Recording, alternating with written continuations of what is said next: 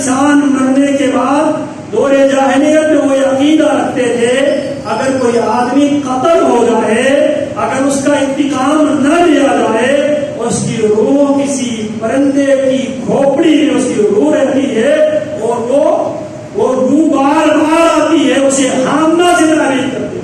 آج مسلمانوں کا بھی عقیدہ نہیں ہے روح واپس آتی ہے، ہر جمعرات کو روح واپس آتی ہے۔ یاد رکھو مرنے کے بعد اللہ رب العالمین نے موت سے لے کر حساب و کتاب تک کے دورانیے کو کیا کہا ہے؟ عالم برزخ۔ کیا کہتے ہیں؟ عالم برزخ۔ وَمِن وَرَائِهِمْ بَرْزَخٌ إِلَى يَوْمِ يُبْعَثُونَ۔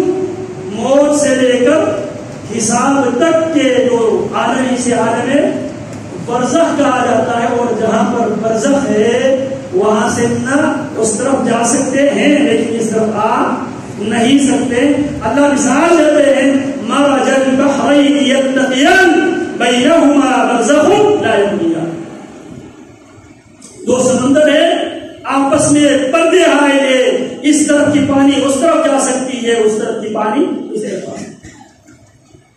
تو موت کے بعد کوئی روح واپس نہیں آ سکتی، اس عقیدے کو بھی درست کر لو۔ اللہ رب العالمین ہمیں دین اسلام کو صحیح طرح سمجھنے کی توفیق عطا فرمائے، توہم پرستی کی بیماری سے اللہ ہم سب کو محفوظ فرمائے۔